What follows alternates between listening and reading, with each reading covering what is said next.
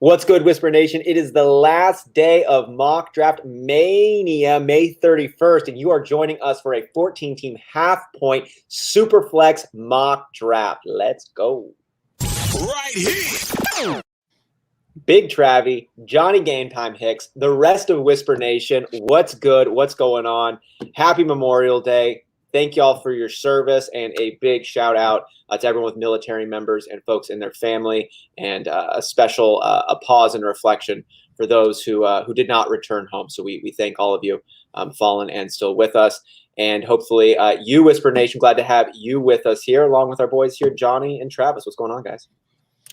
Dude, just want to give you a big shout out. Austin, thanks for saying that. Obviously, everybody that's fallen and kept us free and kept us been able to do something like start a podcast, start a fantasy football podcast, pursue that, build a community full of people that love this game. And we're able to do things like that because of those that have fallen. So big ups there to everyone, as Austin said there. But I'm just jacked about this particular show. We are going to give away not to steal the thunder here, but we're going to give away that listener league spot this week, right, Johnny? Whoa. So we got the listener league spot in the Whisper Nation Listener League. That's right.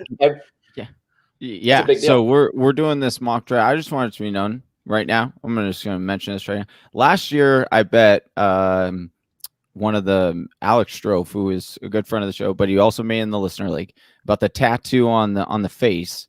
And he says that I lost. We all know on this show that he lost, but I'm just gonna look at this. You do?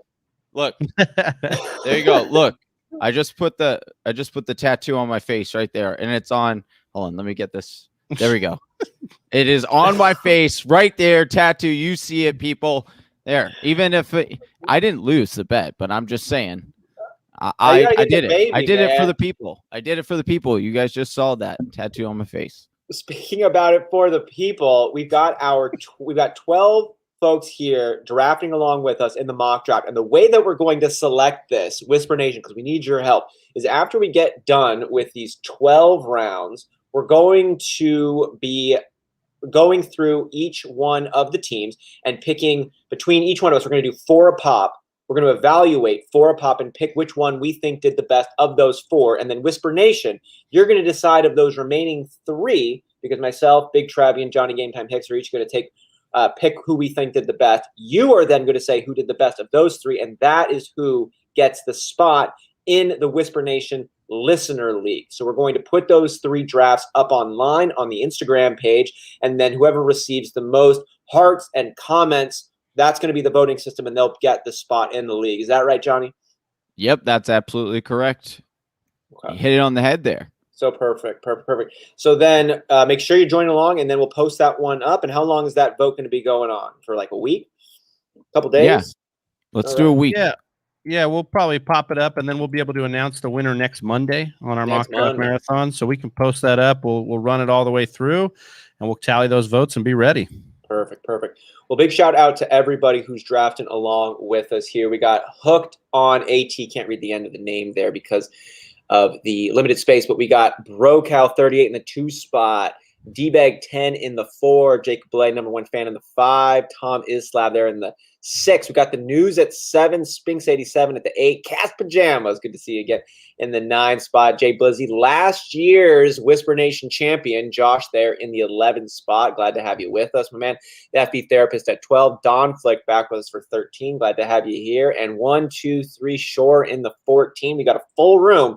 And if you wanted to be a part of this room, Whisper Nation, you didn't get a chance, make sure you're following on Twitter, because that's where Johnny drops the live links a little before the show so that you can join that sleeper link and draft alongside us. We do it every Monday at 12:05 Pacific time. We'd love to have you with us next time.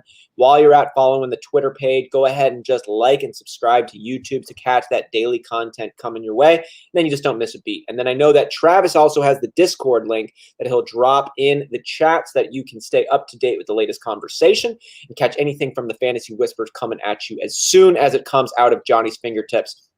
And then you'll be up to date. Yeah, we got 11 of us watching, and we're trying to get to 50 likes. So make sure you're smashing that like button on whatever platform you're on. Like, love, gotta have it, whatever you need. Get after it and help us out. Get to 50. Like button on whatever platform you're on. Yeah, there you go. Yeah, there's an echo in the room. Let's begin it's this. So loud. Yeah, let's do it, man. All right. As mentioned, this is a big draft, guys. I hope everybody understands the ramifications here. Listener league spot on the effing line here. On the effing line right now. FP Football Therapist, what's good? Happy Memorial Day. And guys, I just got to stress this one again. The winner of this mock draft has a spot in the Listener League. It is a Johnny, do you know the details of this Listener League this year? We're doing 14-person again. Superflex. Superflex. Half point. All right. And the rest of the details are still being worked out. We do Snake know the details are being worked out. That's great. That's a little look behind the scenes, Whisper Nation. Yeah, we do know that we do know a couple of members that are already in there. So obviously, we'll be in there, because we'll be in there. Are we in there? We'll be in there. We're in there. We gotta defend, TFW.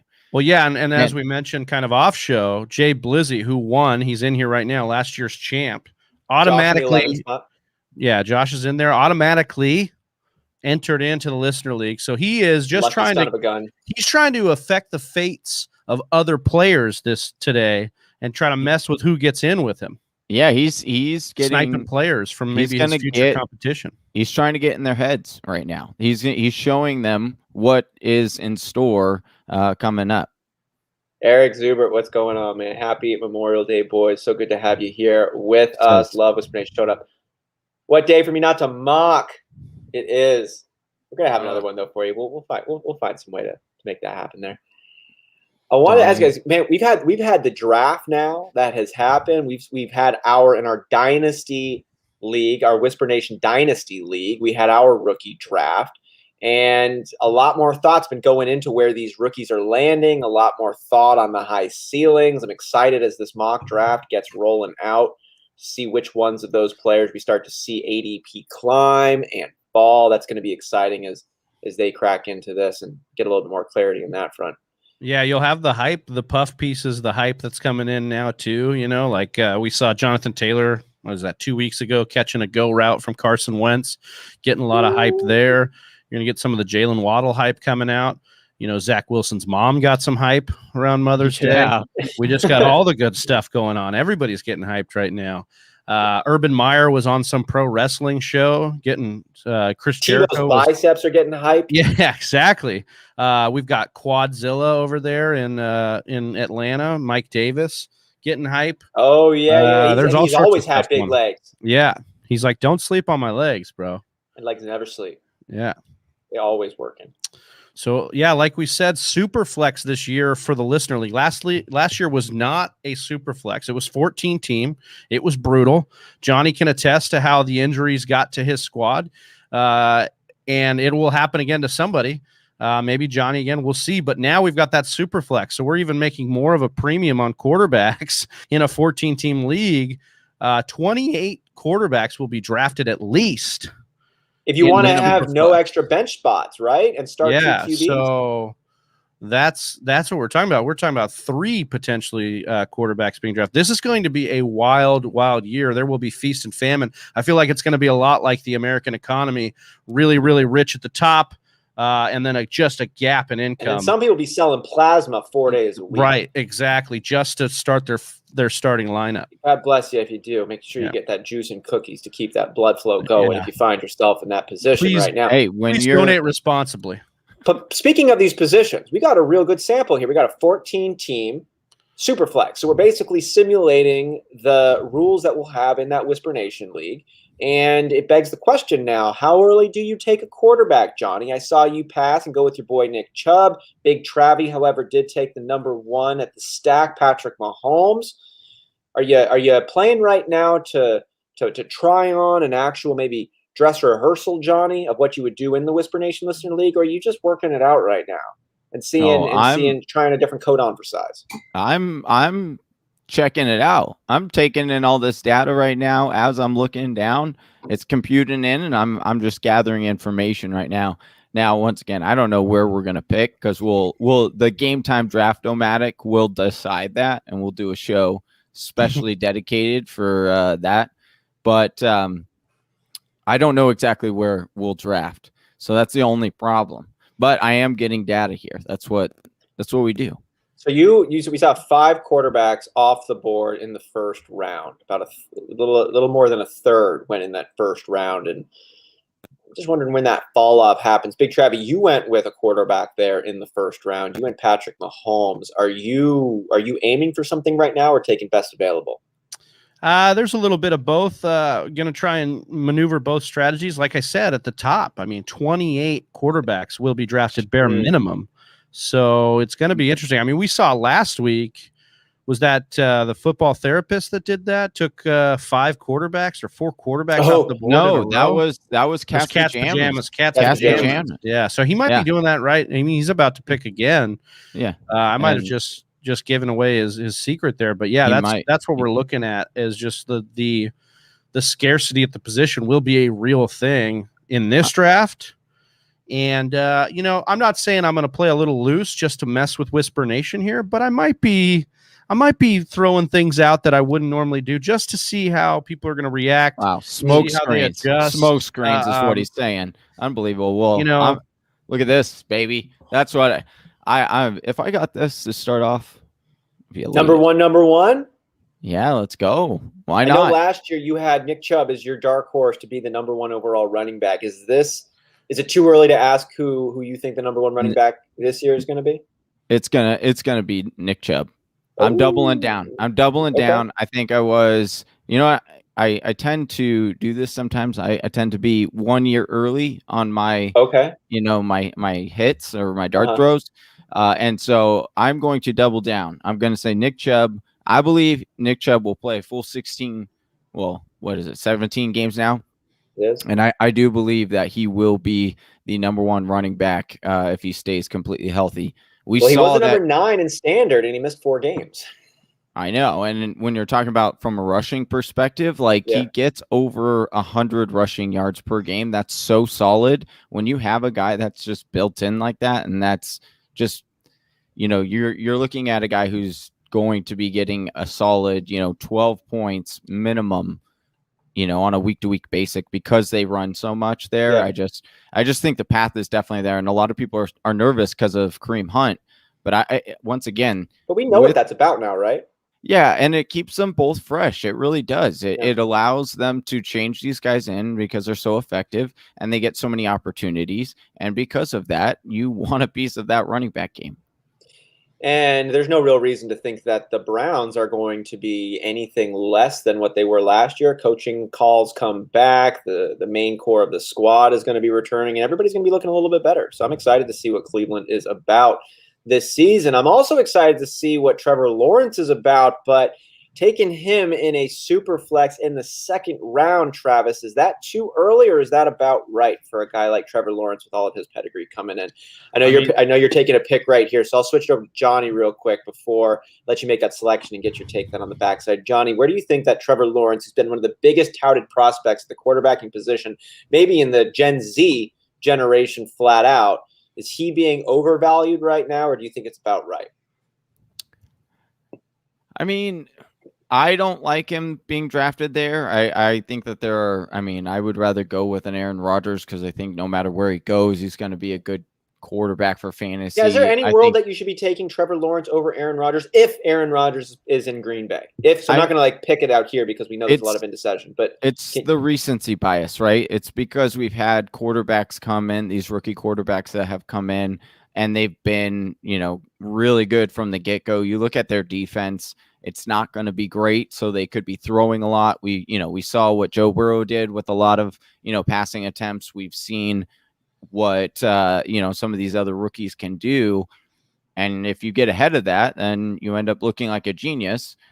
But to me, I would rather go with a guy like Aaron Rodgers, especially if you have a guy like Kyler Murray, because Aaron Rodgers, bare minimum, is going to be just a solid quarterback for you. I think he has tremendous upside still, and I don't know. To each is their own, It's it depends on how. But if Aaron Rodgers is playing with the Packers, there is no world that you take a rookie over the reigning MVP. You do not take a rookie over the reigning I don't even MVP. I think even if he's with Denver or some other team, I don't know how you're taking Aaron Rodgers ahead or behind a guy like Trevor Lawrence. Look, I know he could be good, but like even if he's great, you look at a guy like Peyton Manning, let's say. I'd like to look at Peyton Manning's fantasy football stats. I know that he broke the touchdown record in his rookie year, but so did Baker Mayfield, and I don't believe he was a top 10 quarterback doing that. So like that's what we're dealing with right now is just the learning curve that's going to come in, and it's not just Trevor Lawrence that's new. His head coach has never coached in the NFL before. So we've got some things working, and it's the Jacksonville Jaguars. Yeah. So hey, don't worry, they have Tim Tebow, dude. They got Tim Tebow. Exactly. It'll all work out. Yeah. He's played every position for multiple years, and he can teach all kinds of things. And it actually is true. But yeah, we're being silly. We're having fun. That's what we like to do here. Over here. We like to have fun here. We like to have fun. We like to have fun. Speaking of fun, we got 11 folks watching here. We got 4 thumbs ups. If you have not yet hit that thumbs up and you got it in front of you, go ahead and let's do us a favor and please hit that. It allows us to grow the channel and connect with more people who love fantasy football. And that's what we're here to do. Talk about fantasy football with other people who love fantasy football. Big Travie here loves having Tom Brady and Patrick Mahomes on his team. Try to get that legendary duo stacking up in this Superflex league. See if he goes with a third quarterback coming up here. But we'll go ahead and see here. So, Johnny, you're one of the few people now who doesn't have a quarterback. You and Jay Blizzy, last year's Whisper Nation Listener League champion, whose picks have been turned to auto. But Hugh and him are the only two who do not. Oh, excuse me, and Spinks87 who do not yet have a quarterback. Yeah, well, I'm not scared. Yeah. I'm not nervous. No, you're not scared. I just want to point this out. Donnie here said, I'm drafting Tim Tebow in the 3rd. You won't, dude. You won't. He is like, oh, you're giving away listener league spots? I don't need to win it today. I'll win it another day. Yeah. Just give me Tim Tebow. I'm not messing around. Or he's thinking he's going to go for that like shock factor because so many people do like Tim Tebow. And so they're going to see Tim Tebow on the roster. So it could be pretty smart. It could be smart from like a SEO kind of standpoint, maybe like if he's. Speaking of smart, we're looking at in our draft right now in our Superflex here, and we're in the 3rd round now, pick 4. We still got guys like DeAndre Hopkins, Stephon Diggs, DK Metcalf available. Big Travis just picked up CEH. We've got some guys going multiple quarterbacks already, which we knew kind of was going to happen with this Superflex. This is going to be a feast or famine situation, and I think we're getting a glimpse of how our real draft's going to be. I mean, I can't see a situation where this isn't the kind of run that goes on quarterback. So be prepared, be ready to do what you got to do in a 14-team Superflex league. And remember, half-point PPR. Guys, we're trying to get to 50 likes on this broadcast. So if you guys are in here and you're watching and you like what you're seeing, whatever platform you're on, please hit us with a like or a love emoji or a fire emoji or whatever emoji you want. Just help us out here. We're trying to grow the channel. I like the cat face with the hard eyes. That's a good one. That's my personal favorite. That's a good one. Over the cat with the star eyes? Depends. Usually, what does it depend on? What does it depend on? Intimacy level I have with that person, but I like to try to take it there anyway. So if we can get to the hard eyes, that's where I'm there. But sometimes it's too soon. BroCal 30 out hit us with a fire, and our boy Smitty from the Fantasy Football Show says, "Yo, what's up, Smitty? Thanks for popping in here. We got to get you on one of these mock draft Mondays, brother." He's got his name on his hat. That's cool. Yeah. Oh, yeah. You can get those over at I think it's the Fantasy Football Show. Fantasy Football Show. I can get a Smitty hat. Yeah, you can get one of those hats. You can get your own name on it. You could probably get it to say Smitty and Austin. I don't know. I don't want to get too excited. Oh my God! Speaking of getting too excited, Johnny, DK Metcalf just got taken the pick before you, but DeAndre Swift, your boy, is still around. But is he still your boy with all this crazy Detroit talk? They're so crazy over there. I'm not scared. I'm not scared. You're never scared. Oh, you're scared, dude. You won't, dude. You won't draft him. I'm not scared. You won't draft him right here. I want to ask my favorite question as we're getting these picks going. What's your favorite question? My favorite question when we do these mock drafts is who is going in each round that if they were taken, if you were actually drafting, you go, ah. We've all been drafting. We've all been in a live room before, and somebody picks up a guy, and there's multiple people in the room who go, oh, that was the guy I wanted, or I was hoping he was going to fall to me. And someone's like, he was never going to fall to you. I was going to take him before you. Yeah. Start getting defensive as if he was actually their dude or something.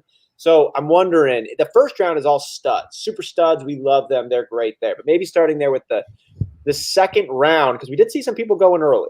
Guys like Jalen Hurts and Trevor Lawrence kind of surprised me. I'll not lie. Cam Akers, Justin Herbert, a little bit, maybe a little bit early, and so for some people's tastes, but definite playmakers you'd love to have on your squad. So Big Travie, is there anybody there in that second round who stands out to you the most? That guy that you wish that you were able to have on your own squad?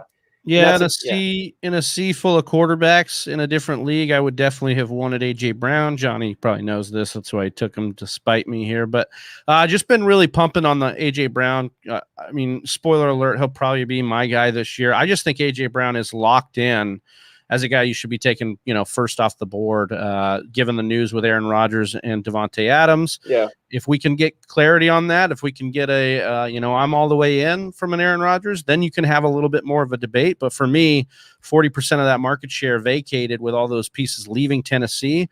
Corey Davis, Johnny Smith. Yeah, AJ Brown is about to be eating a lot, and in all the best ways. Something that could change that, me and Johnny have talked about in previous shows, obviously Julio Jones, who's getting pitched hard by a lot of franchises right now, but that could change some of that dynamic. But still, I love AJ Brown, man. Oh my God, that AJ Brown recruitment video we sent over to Julio Jones cracked me up. And I love Matt Potvin, our league mate in our league of record. I sent that video of AJ Brown trying to recruit Julio over, and Matt's response was, "This is just like a troll video for him with his number. All this is him telling him he won't give him his number." Yeah, it's like, how are you gonna recruit him and then say, "I'm not gonna give you my number"? I love that dynamic there. How about you, Johnny? Same question though in the second round. I saw you take Michael Thomas. That's a nice find. In the fourth, that could be somebody's answer there for that fourth round. But in the second round, my man, is there anybody who you look at and you just go, "Dang, I was hoping that I could have that guy on my team"? That's a shiny piece. That's fun. I'm always interested in Justin Herbert this year because I want to see exactly what I saw last year from him again, as well as continue to build with that chemistry and rapport with that wide receiver, the pieces that they brought in. So often we go through these phases, like I brought up with Joe Burrow. We were so on with Joe Burrow, and then he kind of had these games that weren't necessarily fantastic. We just really liked the prospect. We liked his upside. And then Herbert comes in and Herbert produces, and I don't think that he'll fall off, but I'm almost a little bit concerned about how much hype he's starting to get, because he is creeping into that top 5. Yeah. And we got to realize that he's going to be learning a new offense again. We don't know exactly what, we do expect him to be able to perform and be able to run this offense again, but we don't know that for sure. And so I'm wondering if he is a little bit going to be overdrafted because of what he did last year. And but he's still exciting. It is. Yeah, so it's him, but you don't want him at that price. Exactly. So it's I'm trying to figure out how many shares of Herbert I want this year, because like I said, it's so fun watching him, but I am really concerned with that regression, similar to what we brought up with the Baker Mayfield, right? Sophomore Baker Mayfield. slump. Yeah. And that's what I'm concerned about. I hear that one. My pick is somebody who might have a little bit of a sophomore slump as well, and is somebody who's being drafted very early on, but is very exciting. And that's Jalen Hurts.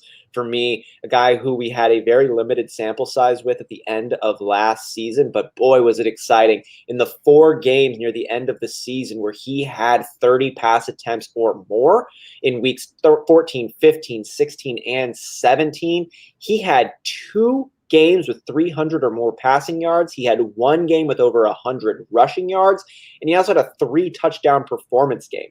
Now, he also had only 1 touchdown in all the other games, and 3 of the 4, and then 1 game he didn't have, or 2, excuse me, 2 of the 4 other games only had 1 touchdown, and 1 of the 4 he didn't have a touchdown at all. So there's definitely a reason to not get excited, to temper those expectations. But in those 4 games, to have 1 game with 100 yards rushing, 2 games with 300 yards passing, you just want to see what he could do with the whole season. But going in the second round, that's pretty early, but I'm still excited for what he could be bringing to the table. The fantasy football Smitty said, send me the link. Unfortunately, all right, we have all our spots filled up. Unfortunately, Jay Blizzy. Next week. Yeah. Next week we will get you. We'll get you next week. Make sure you're on Twitter. Johnny will drop you the link. get you in there, have you on board for next. Yeah, I'd love Monday, to have Smitty on here. I 12:05. think we've just we've missed him a couple of the last weeks. Just missed him before getting on here, but we'll start getting those working and get him on here. I think he does like stuff during the morning time, and then he does like his fantasy stuff at night. So Johnny coming in with the question here: is this mock considered a dynasty or redraft? It is a redraft league, as will our listener league will be a redraft league as well. So we're doing the same situation. Smitty, okay, got it. Smitty wants to come on right now. I'll get him that link now. Way to go, Smitty. Brilliant idea. Brilliant. Get this man on. Oh, does he? Oh, he wants to get on. Yeah, he wants to get on. Let him on right now. Nice. Yeah. Oh, you gotta. All right. Nice. Let me figure out. All right. Let me set my pick up here. Oh, you're about to pick. Okay, Smitty, I'm gonna DM. I got it. Do we want to get him on once we're grading? Let's get him on next. Let's get him on next week. Because we got we're diving into this show. Let's get this show. This is for the listener league spot. I want to make sure we're. Who's clicking? Who's clicking? Is that me? I don't know. Oh, right before me too, bro. Cal took Mike Evans. Oh, Mike Evans right there on the pick right before Travis been able to go back-to-back running backs. They're picking some pretty good ones here with this Superflex. People have been going on early. But then to get CEH and David Montgomery there in the 3rd and 4th rounds, they're making your 5th round selection with Chris Godwin. Okay. Paired him up with Tom Brady, get a little double dip action there for you, Travis. Yeah, I wanted the Mike Evans thing. I'm going to go ahead and bet that I'm going to stick with the offense. And I'm going to bet on a Godwin resurgence if he's fully healthy here. And then we'll get it going here. So moving in here to the 3rd round, then we had that. Hold on. Oh, is Big Travi about to pick? Big Travi just went ahead and took Chris Godwin, and Mike Evans went right before. So we've got the 2 wide receivers from Tampa Bay that are off the mix. Travis Etienne then taken by D-Bag 10.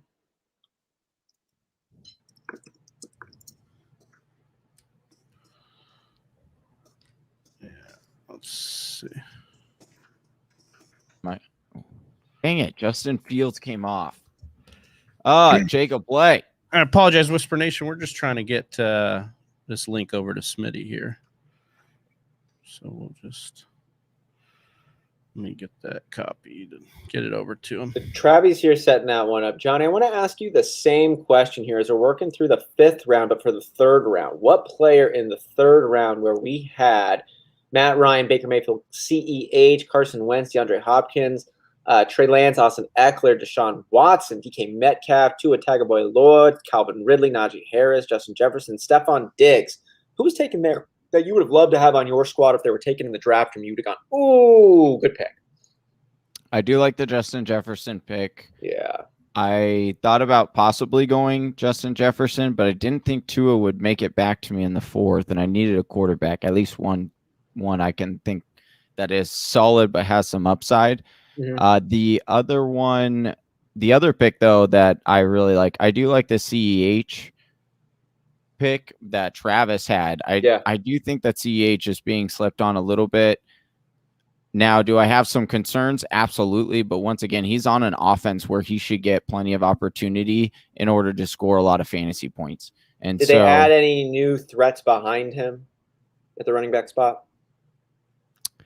No, not that's going to give him a significant decrease in workload. So from that perspective, it's just people got so high on him and got burnt.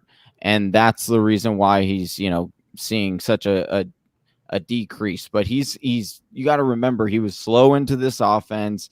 That offensive line wasn't great. They beefed up that offensive line. Mm-hmm. And so I just think that people are a little bit too, going too much the other way because of the production. We thought he was going to be a top 5 running back, and that's just not what's going to happen. he'll probably be a low end RB1 because at the end of the day, they do still have Patrick Mahomes. They are still going to throw a lot, and I'm on the clock here. Cooking.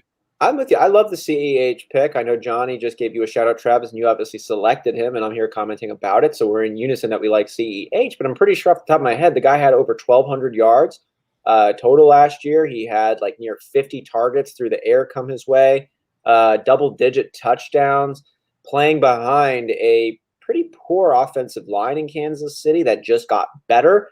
They also didn't really add any competition behind him, and he's coming into his second year in the NFL, and he's healthy. So I think there's only reason to believe that he's going to be better this year than he was last year. And last year he was an RB2, 21 in standard. So I'm feeling good about him, especially considering where his ADP is kind of slotted. Yeah, I think the bottom line for CH is he's due for a bounce back. You're getting him at a discount. I know it's a little funky right now because we're looking at this redraft that's also a Superflex. But CH's discount is such that it mirrors guys like, in the past, a year after they were not so great, Todd Gurley, who then rebounded and was the number 1 overall running back. Not Julio Jones. Leonard Fournette is another guy that bounced down into that valley of the second round, third round. And I think that's exactly where he's going. And I've seen, some of the new second year running backs going a little higher than him. Cam Akers, obviously, and DeAndre Swift even. But I think CEH deserves just as much consideration because we're writing stories or narratives based on those guys' outlook as well. And he's got one of the best stories to go with it, linked up with that offense and a guy that was taken with first-round capital. So there's just so much working towards a good situation with him. And how about you, Big Travie, in that third round, wanted to get your take. Which player there do you think was a shiny piece or one you'd love to have on your squad, would have made you react if it happened in the live room? Let me just double check that third round right now. So Hopkins was a guy I was looking at right there. And then Metcalf. I think DK Metcalf is a guy that's like just really always popping off. And then obviously with the Julio news, Calvin Ridley. So between Metcalf and Ridley, those are guys that, you salivate when they're taken for sure. Especially this year with Calvin Ridley, who popped off last year for his first 1,000-yard season of his career. And he's going into his fourth year this year, coming off a top 5 fantasy football year, number 4 in standard, number 5 in PPR. Right. He'll be 26 this year, and I'm excited about Calvin Ridley this year. And I've kind of been a Calvin Ridley hater his entire inception. I like what he's about, but I'm just so impressed with Julio and the presence that he brings and the gravity that he pulls in. But he's obviously on the way out. He's admitted it. Everybody else has as well. For me, I'm excited about Ridley, but I'm even more excited to get this guy in here. Smitty joining us live here. Yeah. Coming from the Fantasy Football Show. What's going on, Smitty? What's up, fellas? I figured I'd jump in. Mondays are crazy for me. I know you guys do these mock drafts, so I had a moment. I thought I'd come in and tear some teams up or maybe hand out some awards. I don't know. Yeah, no, this is a special one to be on too, Smitty. We are giving away the winner of this. We're going to pick 3 guys that are top 3. And we're going to let the Whisper Nation vote on it. And then whoever wins that vote is going to be in our listener league this year. So similar settings here. 14 Who do you like to start? Yeah, so who do you like to start then? We got 5 rounds through. Who are you liking at this point in the draft's chances of making it into that listener league? You don't mind me like maybe swaying it by telling you who I like? You're okay with that? Yeah, bring it in. Okay, Smitty, you were one of the best in the industry. I appreciate that's what we man. Follow him now. Whisper Nation, do yourself a favor. Johnny, are you in Phoenix? No, he's in. No, yeah, you're in Phoenix. He's asking you if you're in Phoenix, Johnny. Oh yes, I am. You're in Phoenix, okay. Yeah. So if I ring my bell, you might be able to hear it. Yeah, probably. Let's try it. Hold on. There you go. It's loud. It's actually pretty loud. Your dog's barking. All right. Johnny? Let's see here. I don't. You know, one of my favorite approaches in these leagues in a super flex is when you're drafting like a 1, 2, or 3. If you take Mahomes or Josh Allen, you're gonna run into such a QB run that you're literally gonna get guys that you feel like could be top 5, like at the bottom, like at that turn.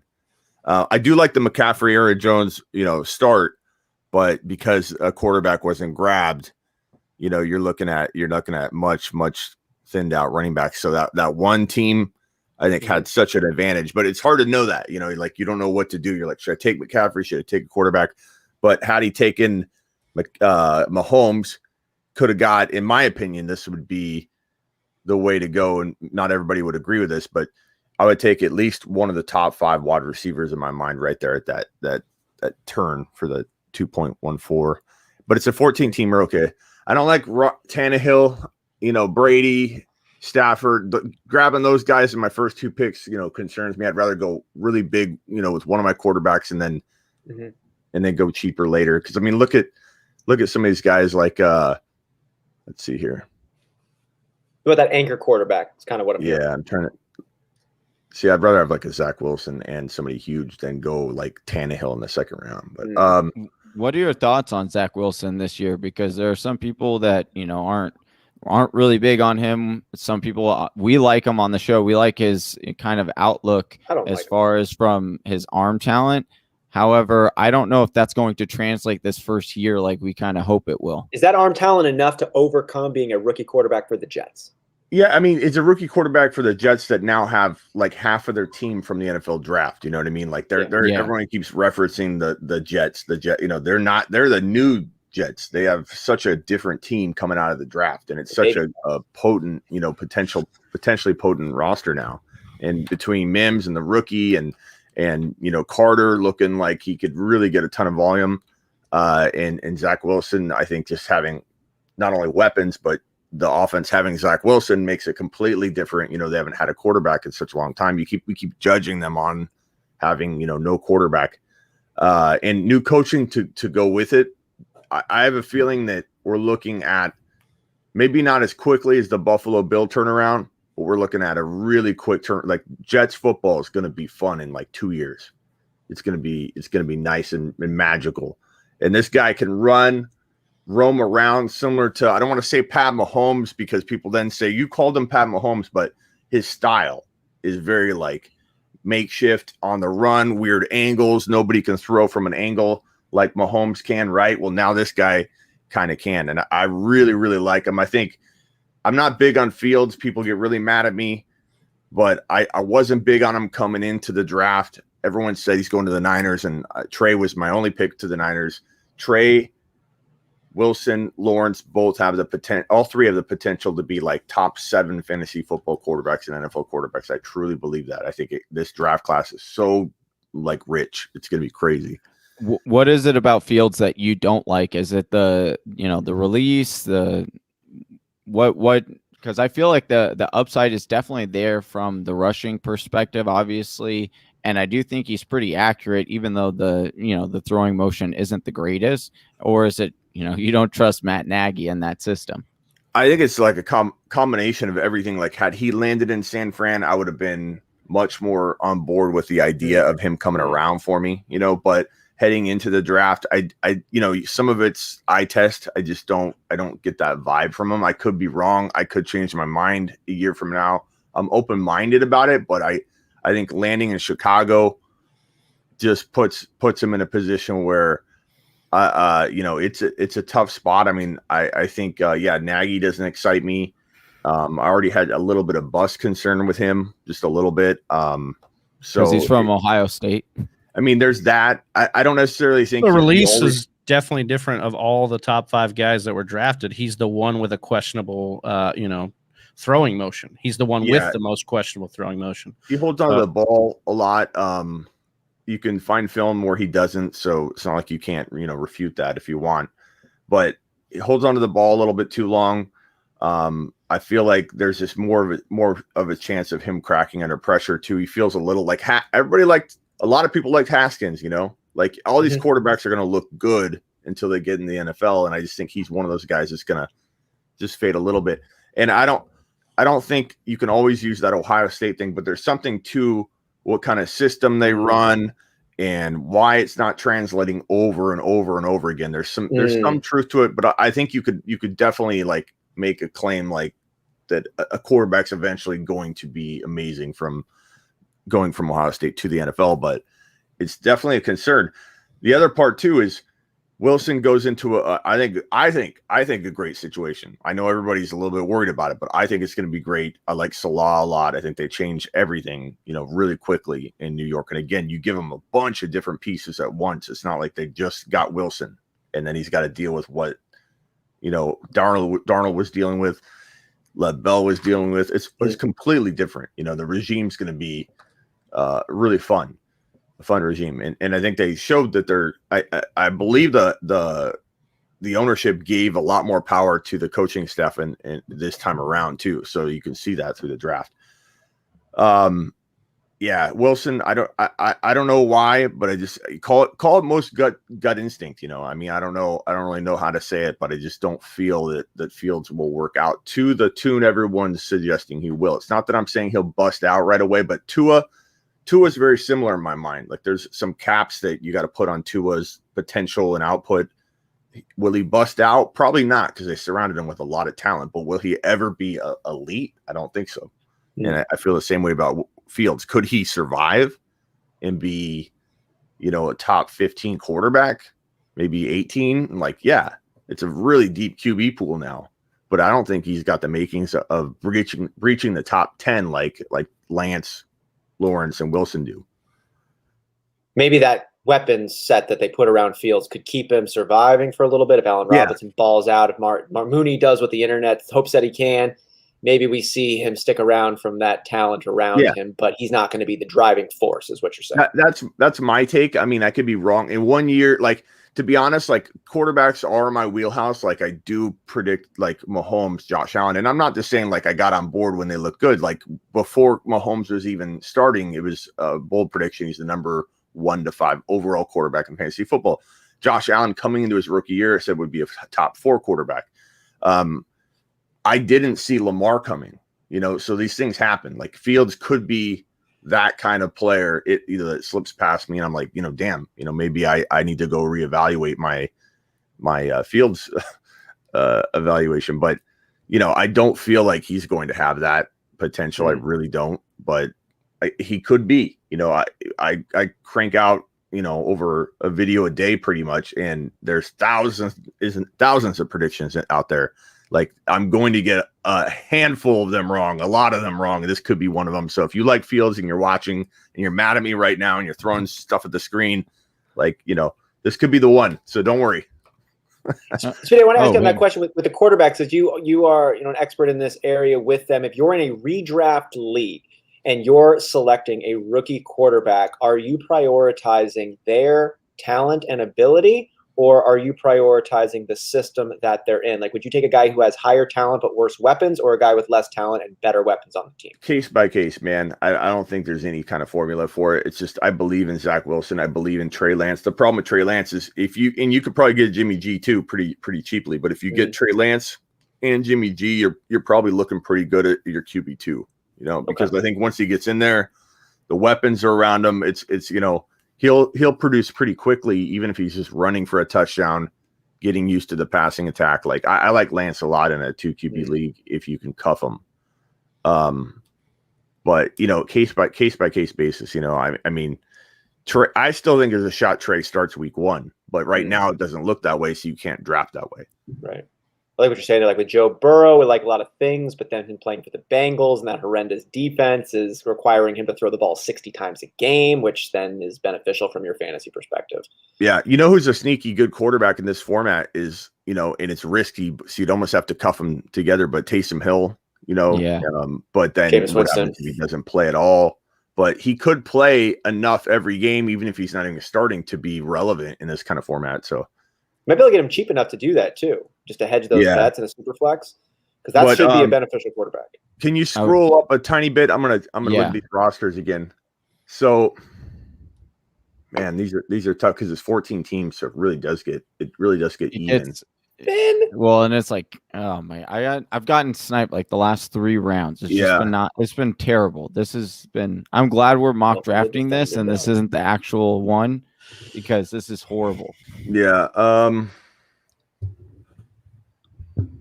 I'm really liking the beginning of Therapist, my boy Therapist there. Elliott, Herbert, Harris, Keenan Allen, this is redraft Ayuk. I don't love the Winston part, but you're still shaping out good. But then that I don't know. We'll see if that quarterback hurts you. Oh God, these are all just so different. You again, if you start off great with your running backs and wide receivers, it's because you're going to be weak at quarterback. So it's more about those people that landed those other picks. I'd have to say so far, the 1.9 is looking pretty damn good. Josh Allen, Burrow, and then still getting Metcalf, who, in my opinion, is a top 12 overall wide receiver. And you already got your 2 super flex quarterbacks, and you still have a guy that's, I think, top 12. You still have a guy in Gibson, who I think is top 15. And I don't love Carson. I would have went a different direction. I think you could have been the top team by a mile but Carson's not bad there. I'm just not a huge believer. Did you take Josh Jacobs over Chris Carson? No. With Johnny on this one. Okay. No. Who would you have taken over Chris Carson on this one? Of the running backs available? Because that might be, I haven't looked yet. Maybe Jacobs, Gaskin, Davis, Melvin Gordon, James Robinson, Kareem Hunt Harris. taken right after. Maybe Hunt. Maybe it's not as bad of a. Let's see here. I think it's a good kind of litmus test right there. Carson's kind of the tipping point. Who else would you take instead? Maybe Galladay. Yeah, it gets a little thin right there. So maybe that's not a horrible pick. But let's see. Yeah, I mean, I maybe take like a chance on a Javonte Williams or a Michael Carter, like more than I would. I know that's crazy. I know people are going to say that's insane. I'm just not a big Carson guy. He disappointed me several times in the past. This is redraft though, right? Yeah. Yes. Okay. So much in dynasty mode right now. Mm-hmm. That's not bad. Carson's fine there. Deontay's fine there. Like Deontay's one of my bigger avoids too, but not right there. Like I would have taken Galladay if he was there, maybe over him. But that's a good team. I'm really liking that 1.9 team. I think that's pajamas, and that's the leading candidate for me so far, but I'm still looking. Now, if Watson was going to play, this 1.7 team would be looking nice, but I don't think Watson's playing even half a year, even if he escapes everything. I love the Trey Sermon pick later, but I think that team could, be in some trouble there because Watson, I don't think plays. I got a lot of info on that Watson stuff, and he's got 20 plus pending cases that are all individual. Yes, they're all kind of handled, as one, trying to collectively gear them all and guide them all into a settlement. And over 95% or more, it might be even like 95% of all cases in civil settle. So that is the goal, but it doesn't look good because it's not a class action. They're all consolidated, but that just means streamlining some of the processes, like, getting this form signed by all 20 of them, getting this done, to kind of speed it up a little bit, but it's still going to be a tall order to get everybody in 20 cases to agree. And it sounds like there's all kinds of, fighting going on. And there's a criminal case too that's pending or waiting. It's on hold because if the criminal case is going to move forward, if the civil case doesn't settle, if the civil case settles, then all these claims that made the criminal case even open would go away. There'd be no legs for the criminal case to stand on because all of the civil side is saying, never mind, we're signing a document. Deshaun Watson did nothing wrong. Give me my check. And now the criminal side's like, okay, we have nothing to go on. Case closed. But if they don't settle soon, then the criminal side will probably eventually proceed because they're waiting. And then Commissioner Exemplis, Deshaun Watson goes. And that's your prediction? I think if things settle quickly, like if it truly is about money for every single one of these individuals, which is not like, it's hard to imagine one of them not holding up. You know what I mean? Like imagine getting in a room with like 4 of your buddies trying to decide what kind of pizza to get, and you're trying to get 20 people together that are going to say, yes, that exact amount. I feel like he's punished enough. Let's all agree. Yes. Or a fantasy league with 12 people, try to get that room to agree. Right. Yeah. I mean, like, you play telephone with 10 people and say something, and by the time it goes around, it's completely different. Like you expect these people to have like similar, I could just see it being a mess, So all it takes is one person to not settle, and they don't all have to settle for it to work. One person could say, I'm not settling, and 19 of them could settle, and still that one person is one person that's going to potentially take his career out, so keeps it going. Yeah. Tough to know, but and then if you could scroll, but again, real quick. Sorry, Johnny. No, you're good. I can drop this Murray, down. Lawrence, Eckler. I like the start so far. Swift.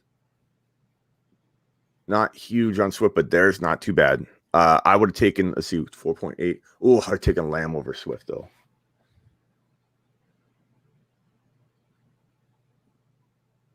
Big Travis. Smitty's a big Lamb guy.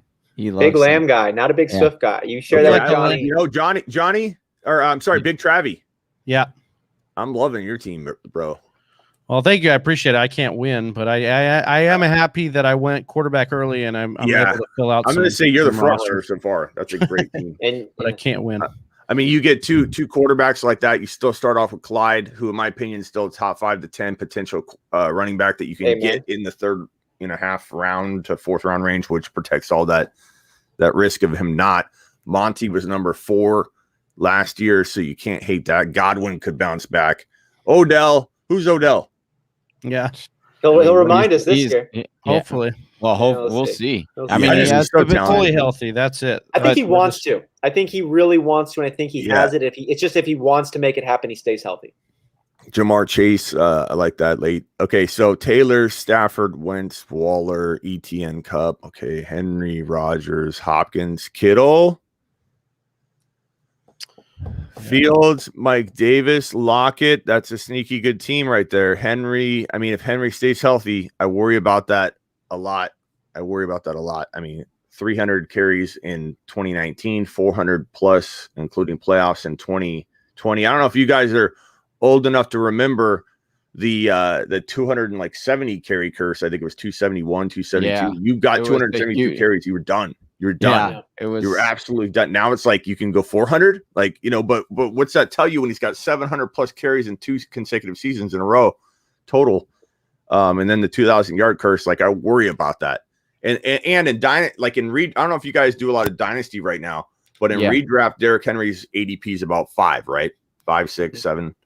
Do you guys know where his dynasty ADP is? Where's he at now? 3.1. And if you don't play dynasty, you're like, what? But there are so many, long-term guys that you're willing to take ahead of Henry because if anybody says you're crazy for thinking Henry could drop off this year, then why is his dynasty ADP and his redraft ADP miles apart? Because everyone's worried that we're right on that line.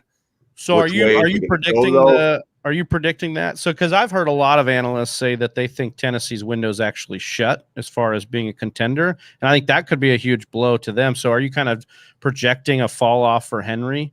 I'm not.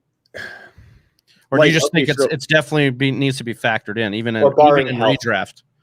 Yeah, I mean, you think about Todd Gurley, and he was showing I don't know if you guys remember me.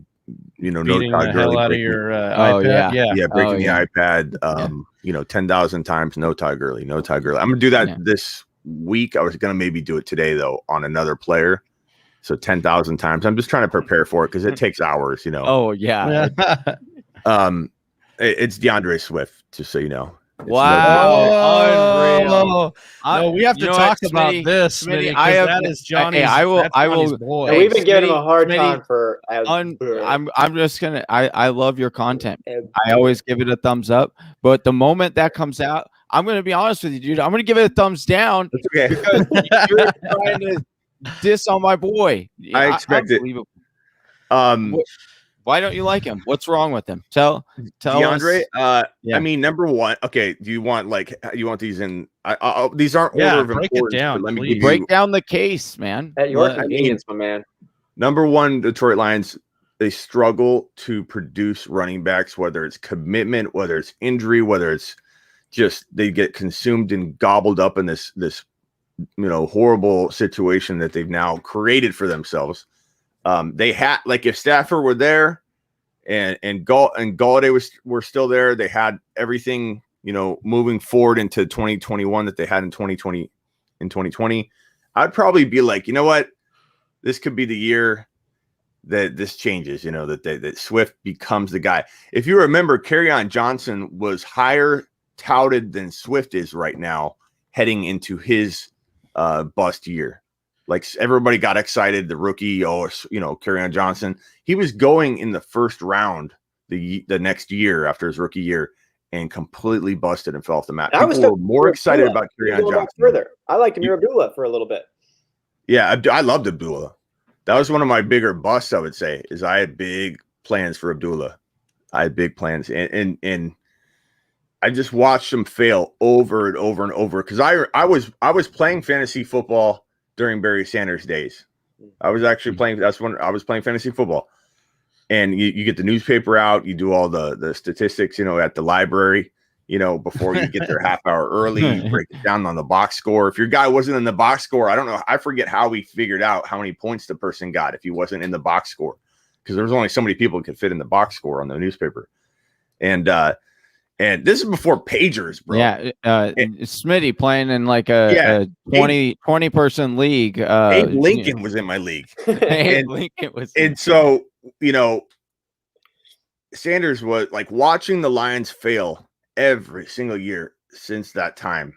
It's been crazy. From Reggie Bush was like the closest thing to success they had for a very short period of time, and then that fell apart. But so you have that, okay? And I know you can't always go off that. Like trends are made to be broken. History's made all the time. Like I get it. But then you have the fact that this guy, Swift, has a touch of like injury worry, I would say, just a little bit. And then he walks into a situation where he's lost his starting quarterback. You get another quarterback that is very much lesser, that struggled to do what he needed to do in an offense where people are projecting Super Bowl, appearance now in 2021 for the Rams.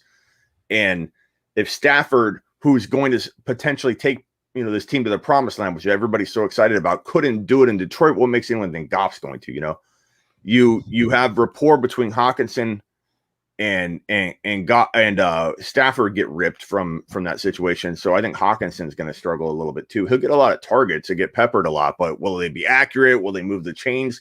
Like you can only do so good if you can't score or get in the red zone. So not getting the red zone is a concern for me. No real passing attack. Cohesion is going to be awful in the very beginning. There's going to be no rapport. And I just think you're going to look at, think of Joe Mixon when Joe Mixon got completely clobbered 2 years in a row. I mean, he did good at the second half of 2019, but in the first half of 2019, he literally failed owners for like half of a year. Like you literally lost your league if you had Mixon in 2019. Everyone seems to say he didn't bust in 2019, but you got to look at it from different pieces. Like in the first half of the year, he completely busted. And so I feel like you're going to see Swift struggle. And, if he was going in like round 5, Johnny, I feel like you'd have risk baked into that. But if you're taking him where I've seen him get taken between like round 2.1, which is before Galladay left, and then it dropped to like 3.2, 3.3, and then it kind of like just rose up again. He's now in the second round again. And you're talking about DK, Ridley, AJ Brown, Justin Jefferson. Your boy Austin Eckler, probably even, right? Like Eckler's going in that realm. Even if we take it wide receiver, just wide receivers. Just cross position. Any one of those guys could be the number one wide receiver in 2021. And when you're passing on a guy like that for a guy that like history's telling you to run for the hills and you're expecting top 5 to 10 running back numbers, like I get it, he could. And I'm not going to close the door on it, Johnny, but I'm certainly not passing on one of those big dogs. That's kind of my thing. It's not so much that I absolutely hate Swift, and I think he 100% doesn't have the talent. Like I like his talent, but it just seems like a disaster waiting to happen. Just like I said about Mixon and Miles Sanders last year in round 2. Everyone was saying the same thing to me about Miles Sanders, bro. Everybody. And I haven't even said the most important part yet. Lynn has already said that Jamal Williams is his A back and that Swift is his B back. And, you could say, oh, he used Eckler in the past as a B back. And there's arguments to be made, but it's never good when you talk up the other running back significantly. And Jamal Williams, as much as I don't see him anywhere near the talent level of Swift, my logic doesn't matter. the fact that Lynn's saying that his A-back is Jamal Williams and he's designing all kinds of stuff for him, how does this not feel exactly like Miles Sanders in 20? And if not to add too many more jelly beans to the stack, and I don't think there's a lot of weight to this point, but when Todd Gurley is coming into the running back room conversation, it just leads you to think that they're not. I know, but if they're still taking new applicants, if they're saying, "Hey, we have room to improve," if we don't have, and DeAndre Swift is making it easy for him, apparently. Like I'd be more shocked to see Cleveland come in and say, "Like, yeah, we're bringing Todd Gurley over." You know, listen so to them let me ask. Okay. Obviously, Detroit is not totally confident in where they're at. I got to throw this up here. Jacob Bley, game time getting ripped. I got the same treatment for Fields, LMAO, talking about Smitty giving him a hard time for Fields. No, it's okay. Johnny, I want to hear Johnny's reaction mostly to what Smitty was laying out there, and I think that's the big stuff here. Sorry, Johnny. Again, no, you don't nothing to apologize about. You have your take, that's fine. Because once again, like everyone has what they think is, their reason. And to me, when I'm playing fantasy football, I don't look at necessarily, this team has had a history of never ever having a running back since Barry Sanders. And I don't look at that because that has no relevance on the current running back right now or the current running back system. The system they ran back in 2002 is no relevance on what they're doing now. So I do agree that there has been running backs that you wish were higher, but there has been a running back, actually very similar comp, skill wise to what DeAndre Swift brings to the field. And that would be Reggie Bush. And Reggie Bush that year when he went to Detroit was actually a very productive running back, a top 15 running back. So we just tend to forget that one because it was a 1-year thing, which people could say, it's just an outliner. That's fine. So you bring up the concern about, Jamal Williams. Well, it's sure Jamal Williams is there. But once again, did Jamal Williams have any effect on Aaron Jones, or was Aaron Jones still a top 10 running back? Yeah, big difference. Oh, wait, no, hold on. Why is it? Hold on. Why is there a big difference when Aaron Rodgers? Okay, Lynn. so the quarterback moves. Hold on. So the quarterback will move the ball, and they'll have a little bit more scoring opportunity. We do believe, right? Okay. So, but I'm just talking about from a perspective of you look at Aaron Jones and what he does. He's very elusive. He breaks tackles. He's a home run hitter. Well, you look at what DeAndre Swift brings to the field. That's exactly what he does. He's elusive. He's a home run hitter. And guess what? They don't have a lot of weapons around there. And guess what? DeAndre Swift is really good at catching the ball. And there have already been rumors that they're going to put him in the slot. So now, yes, is Jamal Williams probably their 1A? Because they plan on using Swift in the passing game a lot more than we expect. And so, once again, I would use this stuff. I'm not afraid of Jamal Williams. I'm not afraid of them saying they're going to bring in Todd Gurley. We see this all the time. Teams bring in these guys early in before other teams can get them in their training camp and see what they've got. Maybe they get lightning in a bottle. But I don't believe it's going to happen. I don't think any single one of you here is afraid of Todd Gurley, just like that's why DeAndre Swift came out and was like, yeah, I welcome him with both arms. I hope he comes in and make our running back room stronger, because he's not afraid of Mr. Two Knees are about to be blown. Like, he is a 5-star recruit that is coming in here. He's not a Kerryon Johnson. Kerryon Johnson was not a 5-star recruit. He had knee issues. Though. And I do understand, the somewhat injury concern. It was one concussion that kind of did in for DeAndre Swift. People got really nervous about it because of the AP comments, but he was fine coming back from the second half. We saw what he could do. And so I do believe that there's still upside. I do agree with what you're saying, though, on some of those players available in the second round. That's why I'm not out here saying, be reckless and take DeAndre Swift with no reckless abandonment. I'm saying be smart about it if you want to get him. Where do you like him? I do like him in that later second half. Like I said, I'm a bigger fan of Antonio Gibson. I am a bigger fan of getting an AJ Brown or here, I'll even scroll up. You've said Cam Akers too before. Cam Akers as well. I would take over him. Aaron Jones, obviously. It's like the CH. Would I rather have CH or would I have Swift? To me, I think CH barely edges out Swift because of the opportunities, with that offense, like we've said. But I also think that if you take him like right after that with the David Montgomerys, I think that's where he should be going. Speaking of that, I want to come in here real quick, Smitty, and just Justin Young asking, he wants to know about a trade in Dynasty. Hunt, Cephas, Traquan Smith, and a 2020 second for Swift. This might go right along those same lines as we were talking, but do you think that's a lot for Swift? Or are you okay with that deal there, Smitty? I'm okay with that because the trade value alone on Swift's a lot higher, so you could flip that if you wanted. And I think that's packaging him in at lower risk, where Johnny's talking about him, and I agree with a lot of what you're saying too, Johnny. But where you're talking about him still probably in the third round, like near Clyde's 3.5 to 4.5. So like where I'm having a problem is an entire round up, and I guess bottom of the second turning into the third, maybe there are guys like that, but I'm pretty confident that. I mean, that's just going to be it's going to be a push comes to shove area where like you're either going to say hang your hat on a CEH having a bounce back, or a Swift being a guy. And I think that's what we're going to get.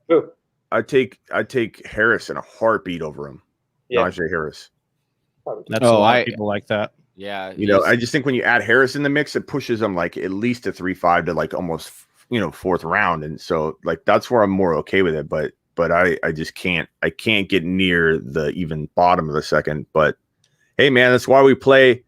That's why we play the game. Yeah. It could be something. We all have our guys. Where you're either digging your heels in further or you're right. It can only go two ways, Johnny. Yep. And you might be right. So Johnny, to your point too there, Reggie Bush in 2013 at age 28 when he came to Detroit, he had 1,500 yards, 1,000 on the ground, 500 through the air, 7 touchdowns. Pretty good season. Yep, I had him on my roster that year. I was saying the same thing. The year he slipped? Was that the year I was just going to ask. Yes. Hurt his knee in the playoffs. Stop. Don't bring that part up. No, that's what needs to be hammered home here. Ignore that He had a great year and then cost you when it counted. So, yeah, go ahead and draft Swift. The same thing's going to happen. He's going to have a great year, and then you'll need to trade him before the playoffs. Why would you put that juju? We're not putting it on. We're just be aware. You're just Johnny. Don't be too sensitive in fantasy football. Fantasy football sensitivity will get you hurt, and as well as us. If you're not overreacting, are you even reacting? Yeah, that's true. Well, we're coming to the end here of our 14-team half-point PPR Superflex mock draft. We've gotten Smitty, who's joined us and helped us navigate through some of these tough conversations. Y'all have helped make some difficult picks. You got your teams here, though, going.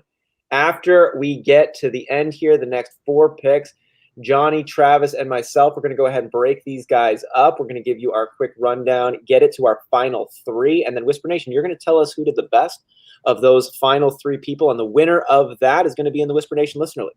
So we've got some stuff on the line here. That's right.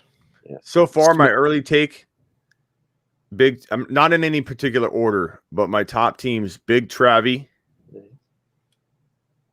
I think 1.5 needs to be in the conversation. Jacob Bley, number 1 fan. I think 1.6 needs to be in the conversation. I like 1.9. And I haven't picked a team that's botched quarterback yet, but I think 1.11, it's a very interesting look. And because you could have botched quarterback a lot worse than those two right there. Yeah, I botched the quarterback position. You can be honest, dude. I know I did. My team, I botched the quarterback here. Yeah, I don't like to that's the thing about if you don't get that one quarter, like if you get one quarterback in Superflex, you have flexibility and you have like freedom, So I feel like that's why you got to take a Herbert or above if you can, if you're have an opportunity to do that, or like if you were to go to Lamar or whatever. And then from there, I think you got a lot of freedom to be like, I'm going to go crazy and not take a quarterback until the end. But Chubb and AJ Brown are a great start. Mike Thomas is a fantastic pick. I mean, you have a really good team, though. I would even say, Johnny, you're in the mix there. Maybe I know you can't win, but I like the team. I still think it looks really good. So Smith, if I got these ones right, then. So if we take Johnny and Travis here out of the mix, though, you're a 1-5 fan, Jay Bley, our number one fan. We got the Cat's Pajamas at the 1-9 spot that you're also endorsing. And 1.13 too. 1.13 as 1.1. Which one as well? 1.13. Okay. Those are the top ones there. Those are some good takes. Whisper Nation, make sure you hear those ones. That is some real insight coming your way from Smitty. Smitty, where can the people find you? Where we want to make sure that everybody can tag in and catch the rest of your insights and make sure to follow you along. Enjoy hit me at smitty1.com. You can get all my podcast links, the YouTube show, everything all in one place. And then, I'll have you guys on my Tuesday, Thursday show because I'm live every Tuesday and Thursday for 2 hours, 5 p.m. Eastern, and every single Tuesday and Thursday. So I'll have you guys come on. And we do have a couple of the big leagues that we're going to do in 2021. I have the 96-team league. I don't know if I'm going to scale it back to get more quality versus quantity, but it's 96 teams in one division fighting for the total points winner championship. And there's 8 copies of every player in the player pool. So when you're at pick 96, 97, the turn of round 1, so round 1 ends at pick 96, it turns into round 2 at 97. The same players are there that there would be there at a 12 or 13 pick because there's 8 copies of every player. So Smitty, I have to ask you on that. Is there a way to turn on notifications in order to make it to where you can get notified when you're up? Because that was the only thing I didn't like about it's on like My that. Fantasy League, yeah, and like it would just be like I would always be checking, and then it was just. I'll send you a link. Remind me though, DM me or something. But I'll invite you guys to represent as Fantasy Football Whisperer, so you can. So Fantasy Whisperer, sorry. So you can try and take home that trophy. My intern actually won it, Grant. That's on my Grant sitcom, but he rigged down. What did you do? Took it home. I was really proud of him because 96 teams, that's a lot. He did good. He was leading for a while too. He was off to the races, man. But it's fun. I got that, and then I got another couple of leagues brewing. So hit me up when I'm giving away those spots, and we'll get you guys in. We also have Smitty. His link to his channel is on our YouTube home base channel underneath other great fantasy football content. I have the link to Smitty's channel there. So appreciate you, Smitty. If you haven't already checked out Smitty's pages and all the incredible content that he's got coming your way, do yourself a favor. Follow along. You can find us in our YouTube page. He's also got it linked up here for you as well. Do yourself a favor. Follow the man. Have a better fantasy football year because of it.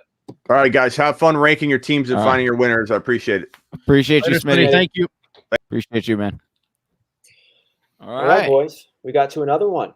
All right, so I got the first 4. Is that correct? And then the pressure is on. I know. So just Smitty was getting really good breakdown. So I gotta.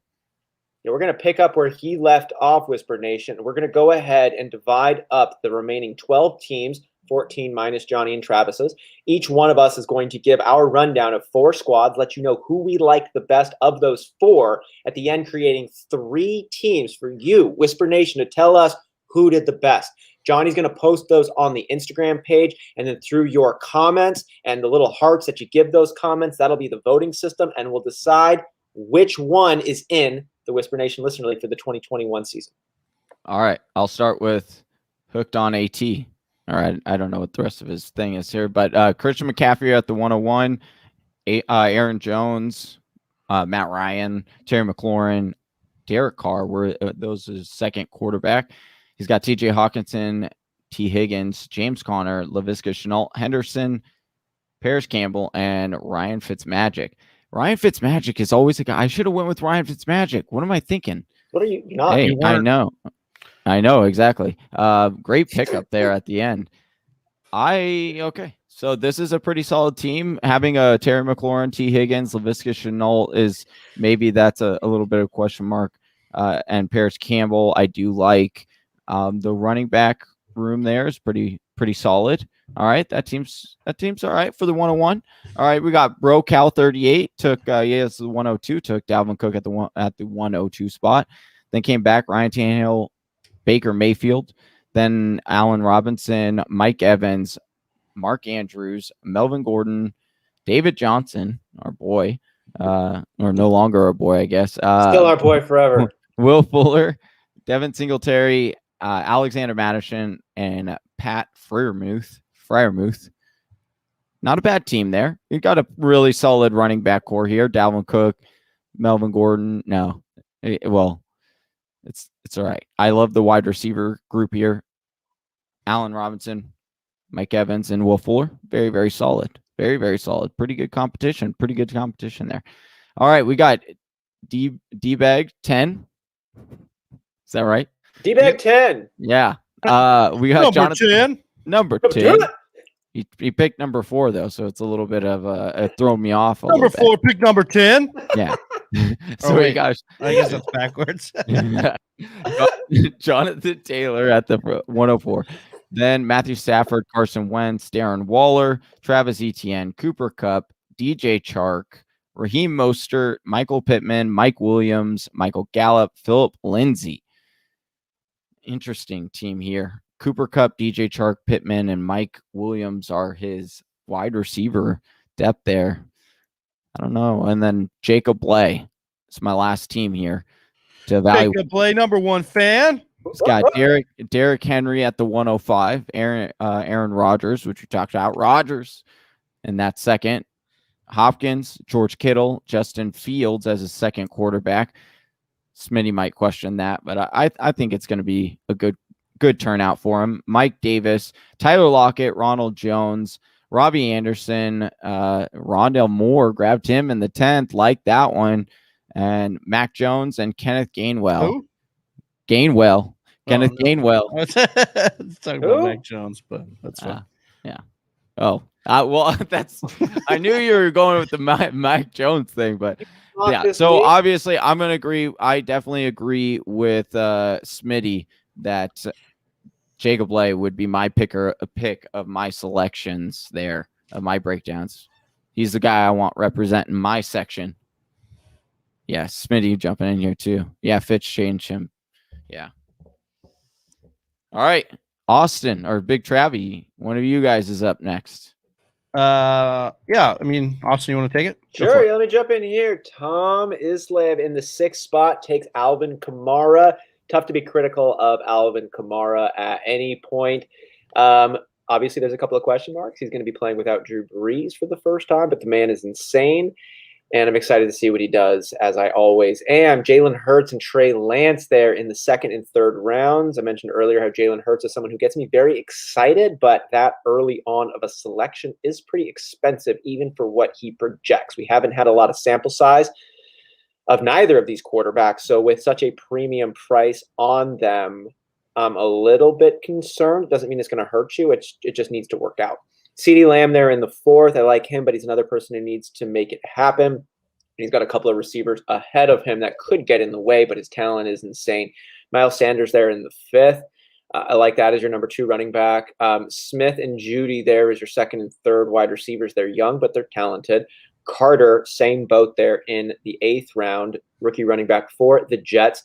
Antonio Brown, the infamous one there in the 9th, and Jalen Reagor in the 10th. Couple of speed freaks with question marks alongside of them. Jimmy Garoppolo in the 11th, and Zach Ertz as your tight end in the 12th. Your quarterbacks have good upside. You've got question marks, though, because they're young and we don't know how much play time they could end up getting. Love the cuff with Garoppolo to Lance, though. That was a nice, that's really nice. So that's a great point. That's a great point, Big Travie, there. You're basically handcuffing the quarterbacks in San Francisco, which in a super flex could be real. We heard Smitty there say that, how long is Garoppolo going to be starting? It could be Lance really early on. So you got to keep that in mind, but he's prepared there. Tom is. So the quarterbacks are actually kind of nice. It's not as much elevation as you'd like with how early a picks that were used, but with Jalen Hurts and Lance and Garoppolo and the new weapons that are over there, could be worse.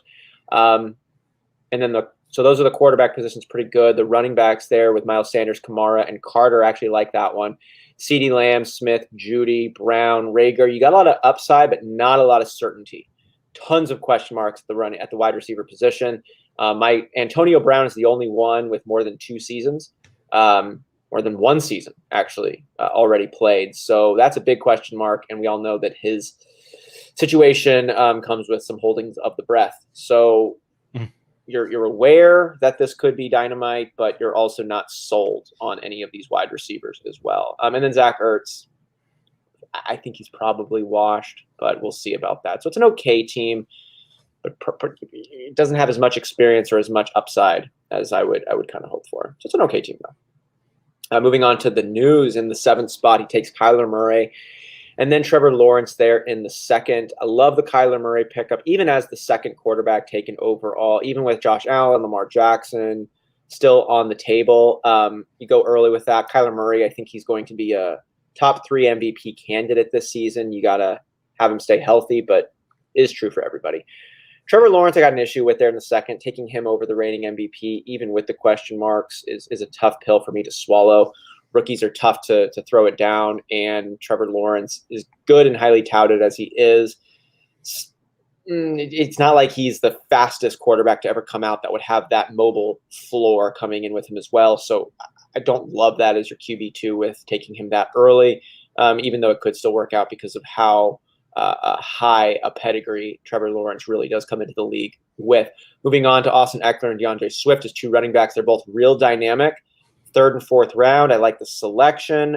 We heard all of the critiques from Smitty. We heard all of the support coming from Johnny. I do like Swift. I don't love Swift. I think the price they got him, if it's your boy, it's totally fine. Woods, Thielen, Sutton, and Juju Smith-Schuster, I think, make for a really nice core of wide receivers. You got 4 pretty good ones there. Robert Woods always outperforms his ADP. Adam Thielen, even with Jefferson over there, should still have a solid year.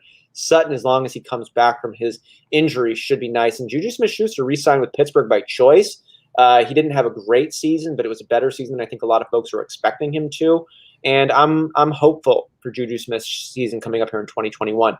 Logan Thomas surprised a lot of folks by being an above average tight end, and I think we're expecting similar production with Ryan Fitzpatrick behind center. A.J. Dillon should get more work with Jamal Murray out of town. Jones there now signing with Jacksonville. I don't know if he's going to replicate his touchdown performance with Matt Stafford no longer being the quarterback, but Trevor Lawrence you shouldn't hate, and there's just a lot of opportunity there. We'll see where it gets funneled to. Nyheim Hines, you'll sit on him and see what you get over there in Indianapolis. I think the strengths of this team actually come from, the quarterbacks could if Trevor Lawrence pops. We don't know, though, so I'll pause on that. I think the wide receivers are the strength for this team, but there's not enough shine really to get me super stoked. It's just like it's a solid squad. It's like a solid platoon of wide receivers. Who that number 1 is at the end of the year between Juju, Sutton, Thielen, and Woods, I'd have my best guess, but I'm not surprised if it's any one of those 4. Okay, team. I'm not scared, but good squad. Not surprised it makes the playoffs. I am surprised it wins the championship, though. In the 8th selection, Spinks87 takes Saquon Barkley there at the 8th, which could prove to be a huge bargain. I totally get why he's going there. I think you're excited, especially at this point in the season before you've actually seen him bust out, when you're just hoping we'll get the Saquon of old pre-multi-injuries. Cam Akers there in the 2nd, one of the highest touted second-year running backs in the NFL. Deshaun Watson in the 3rd is probably a mistake, but if he's not, if he does play and he plays the way we've been accustomed to seeing him perform, getting him that late, and even though if it's the 3rd, you look at how many quarterbacks were taken ahead of him, there was a lot. You like that pick, and then Kirk Cousins in the 4th, it could be worse. DJ Moore as your wide receiver 1 is okay. Kyle Pitts as your number 1 tight end, even with as highly touted as he is. You've heard Johnny talk at nauseum about how tight ends in the rookie year don't usually perform, and as talented as Pitts is, I don't think he's going to be that exception. I don't think we're going to see a 1,000-yard rookie season out of Pitts, even if Julio's gone, even with Hayden Hurst gone. Now, if there was ever a guy to do it, a vacated Julio, a vacated Hayden Hurst, a bad defense for the Atlanta Falcons could create a great situation for Pitts. There was a handful of tight ends taken before him, so it's not the worst selection. It's not like he went crazy on the reach. I'm just not super stoked about Pitts as my number 1 and only tight end. Because especially because you're just excited about him. He's not like a whatever guy. Like you're hoping he does some stuff. Deebo Samuel could be a real sneaky pick. Ayuk, a lot of people are expecting him to be the number 1, but Deebo Samuel could come in and be the top dog at the wide receiver position for the San Francisco 49ers. Trey Sermon, same kind of case for him at the running back position. This could be who ends up being the overall number 1 at the running back spot for the 49ers. We expect it to be a committee, a well-used and efficient committee with a handful of productive pieces. Sermon could be that number one guy, even if he's not at the top of the season. By the end of it, he could prove to be. They went out and got him, and usually that means something. We'll see if it translates. Bridgewater as his third quarterback. I actually love that pickup, just as a little bit of safety. Brandon Cooks, Elijah Moore, and Tony there as your third, fourth, and fifth wide receivers in as deep a pool as this one is. In terms of players that are playing, it's pretty thin. I don't hate those guys. I think they got some upside. They got some meat on the bone. So nice running backs here for Spinks 87 there with Barkley and Akers. Sermon there as the third isn't bad. This is actually an okay team. This is an okay team with the nice upside there at the running back spot. It's really all dependent on Watson. If Watson played, I'd say this one's got a real shot. If he doesn't, I'd say you got what was a strength is now is a weakness. All right, and moving on here to my fourth and final review, the Cats Pajamas. Love that team name. I'd love to have you here with us in Whisper Nation. Cats Pajamas, as always. In the ninth spot, you take Josh Allen, who's kind of a value pick there. You got him as the third quarterback. You got him at the ninth selection. I like that pickup. And then Joe Burrow in the second. That's pretty exciting. He's coming back from injury. We expect him to be a full force. He's got Jamar Chase to go along with T. Higgins and Tyler Boyd. Those weapons got better. He's more experienced. I'm not sure the defense got any better, which for fantasy purposes could work out real nice for you. DK Metcalf in the third is so choice. He's a top 3 wide receiver for me, and you got him there in the third round. Super nice. And Antonio Gibson's in a real good position as well. Fantastic pickups there. Chris Carson, you're getting him as your second running back in the 5th round. He's going to be the lead dog for the Seahawks. There's problems that team is dealing with for sure, but Chris Carson, that's a nice role. It's a nice piece to have. You didn't overspend on him. Deontay Johnson could be the number 1 option for the Pittsburgh Steelers. Sam Darnold, he's out of Adam Gase's system. Who knows what's going to happen? We saw what Ryan Tannehill did outside of Gase. We saw Caleb Balaj, what he did outside of Adam Gase. Saw a lot of guys perform when Adam Gase was no longer in the coaching room, and Darnold's first year without him there is going to be upcoming. Jalen Waddle, we know the fantastic rookie here coming in from Miami. Excited to see what he's all about, both from an NFL and a fantasy perspective. Kenyon Drake is going to be the backup running back in Las Vegas, but that could end up actually getting some real work. That could be a value play, and you get him pretty late. Tyler Higbee there is your number 1 tight end. Travis done a really good job of breaking down what Higbee was able to do with Everett not in the room, and he's not in that room moving forward. Jamal Williams is the A back for the Lions. Now, we know DeAndre Swift is the pick. We don't expect Jamal Williams to be a real meaty pickup here, but when you do have the new head coach saying this is our A back, and you got him in the 11th round as your third running back, you don't hate it. And Darnell Mooney, if he does what half of what the internet expects him to, you're going to have a really nice pickup there. So I'm looking at Cats Pajamas squad right here, and there's not a pick on here that there's not a pick here I hate. And even the picks that I don't love, like Sam Darnold or Drake or even Williams, I get it. And it could work out. And he's got the best upside here in a couple of positions. His quarterbacks are the best in terms of Allen and Burrow. Those combined give you the highest ceiling and I think the highest floor too. DK Metcalf, I think, is the best wide receiver of any of the 4 I evaluated. And then Deontay Johnson's got sneaky upside along with Waddle as well. So rookie wide receivers have been better these last couple of years than they had been the previous few decades. So that doesn't scare me as much as it used to. 2 good running backs, 2 good quarterbacks, got some depth pieces there. Cats Pajamas takes it, and Cats Pajamas is my selection of the 4 that I evaluated. Good job, Cats. Cats Pajamas. The Cats Pajamas. So, Johnny, you picked who? I picked Jacob Bley. Jacob Bley. We've got the Cats Pajamas, Jacob Bley, and I got to get us a third guy to join the room here. Look, I love Jay Blizzy. Josh, he won our Listener League championship last year. He will be in the Listener League, but he also auto-drafted this week, and I'm not going to put him in. I'm not even going to grade him here. I thought his wide receivers were strong. There's 3 strong ones here, but you can only start 2 with this format, and then the quarterbacks just are not doing it for me. 3 of them and all very vanilla. And it's like if you put vanilla ice cream and you put hot sauce on top. That's what I feel like when I see those quarterbacks. It's just not very good. So I'm going to move on. I'm going to grade the last 3 that are on here. I love you, Jay Blizzy. I'll see you next year in the listener, or this year in the Listener League Championship. So we have the FB Therapist, Don Flick, and 123 Shore. We'll start with the FB Therapist, who Smitty was given some love here. Starts with Zeke, is able to get then Herbert, Najee Harris, Keenan Allen, and Brandon Ayuk before taking both the New Orleans quarterbacks. So he's solidified his 2 QBs with Herbert, health permitting, and then the 2 New Orleans QBs. I really like this team. I think he did some good work in the back end with some upside guys. Damian Harris in the 7th is a nice one. Robert Tonyan over here in the 10th is another good one. And then Denzel Mims, a post-hype sleeper, a guy that, a lot of love's coming to Elijah Moore. But Denzel Mims could be the guy here that really explodes with Zack Wilson. That one. So this is an actual really good team here, I think, and it's well put together. Definitely the front runner of the 1 teams I've talked about so far. Don Flick is next.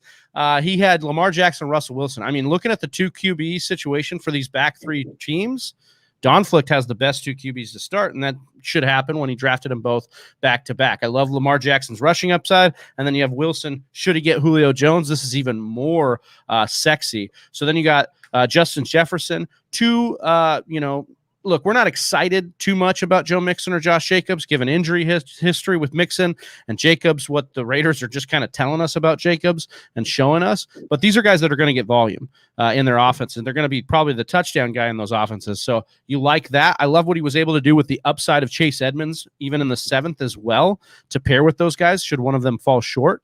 And then I love the upside at tight ends with Noah Fant and Irv Smith. So you get Fant for that upside. He should be your guy. But with Rudolph leaving Minnesota, Irv Smith is a nice guy to be a breakout tight end this year that could definitely do it. And then just for S's and G's or shits and giggles, he takes Drew Lock here in the 11th.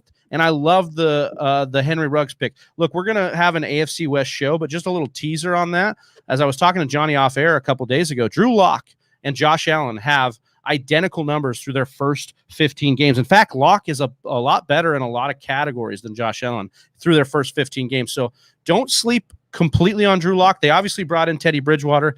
He himself and Locke has not been able to stay healthy. But make sure you're subscribed to the YouTube channel so you can catch that AFC West show. And we will also talk about Henry Ruggs, who was taken in the 12th year. I'm telling you right now, I like Don Flick's team way more than the FB Therapist. I think it's well put together. I'm going to bring us home here. He's coming in saying he won for sure right here. Yeah, I know. He was confident before the draft, during the draft, and now he's confident after. We have 1, 2, 3 Shorer here, who took Dak Prescott at the 114, then Travis Kelce, Stephon Diggs, and Amari Cooper. That first 4 is extremely sexy.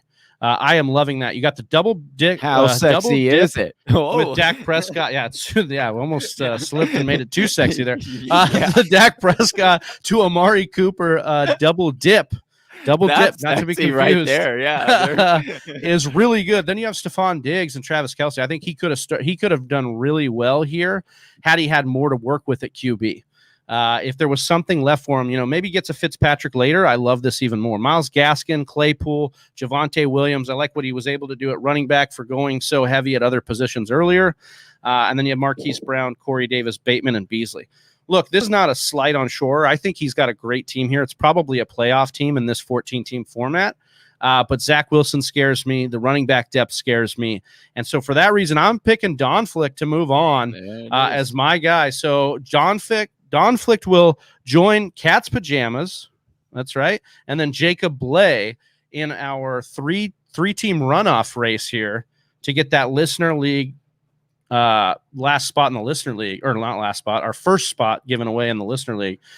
Johnny Austin, I think this was a great draft. A lot of people were able to adapt well to that 14-team Superflex format, and we had a celeb on in Smitty. I mean, this was a heavy Monday. This was an awesome Monday. If you are watching this back and it's before June 7th, make sure you go over to the Fantasy Whispers Instagram page and vote on who you want to win. We will announce the overall winner next Monday on next Monday's mock draft, which is the 7th. Make sure you follow that. And if you are watching right now and you haven't hit the thumbs up button, do us a favor. Please hit that thumbs up button. Help boost this algorithm around the fantasy football interwebs, and so that we can get more folks catching the end of this and voting on who they think was the best drafted team, because we want that last spot in the mock, or in this one, the last spot in the listener league, first spot here, to go to the actual best squad. So hit that thumbs up button. Helps us spread it even further and helps make this the just selection. All right, guys, to close out the day here, we got a question from Nick. How hard will DK fall if Julio heads over to Seattle? What are you saying? I mean, I think that he would be in that third round for me still. I think that if anybody's going to be able to I think this is really more an effect on Lockett to me than anyone. Yeah, me too. And I think that it's going to be, you're going to have DK and Julio on the outside, and then the touchdown upside. Remember when Jimmy Graham went to Seattle and they just peppered him with touchdowns initially? Like, the touchdown upside for Julio will be something he's never, ever seen with Matt Ryan should he go to Seattle. So I love Julio as a bargain, continuing to be a bargain. We'll see how far his ADP goes up, but I think it's only a round here for me for DK. I honestly think he might even get better, because now you can't just double team him. You've got a guy like Julio on the other side, and you're leaving DK one-on-one because that's what you're going to have to do. So, and I almost think he almost gets better if you actually do. Yeah, I agree, Johnny. I think Lockett becomes a do not draft for me. Yeah. Because his price will stay high, and I think he falls down so far, and Seattle does a 2 wide receiver set. Yeah, Lockett is just living off those saturated, like heavily saturated deep targets from Russell right now, and those have to slide Julio's way. You're not going to give up capital and then not force feed him as the second option or even the first in some games with DK there as well. So, all right, boys, that's it. It is the end of Mock Draft Mania. It's May 31st, but that does not mean, Whisper Nation, that we are giving up on our mock drafts. We're going to be taking these all the way up until the start of the season. And, of course, in July, we will have our infamous, notorious mock draft marathon. Notorious. I was just thinking that. You should have said it. We could have said it in sync, dude. I know. So we'll work on that. We got a couple of weeks not until in sync. that happens. So, Whisper Nation, make sure you like and follow on your favorite platforms. We got Twitter, Instagram, YouTube, all those ones included, so you can catch our synchronized Notorious coming your way after you've had a little bit of time to practice. Someone say synchronized. Yeah. I'm Austin Sear. That's Big Travie. That's Johnny Game Time Hicks. We're the Fantasy Whispers. We're out. Peace. Join our Discord channel. Link is in the chat. Peace. Follow Schmitty. Right here. Oh, hey, you made it to the end of the video. If you like what you saw, go ahead and hit subscribe. Make sure you hit that bell so you get notified anytime we drop new content or go live.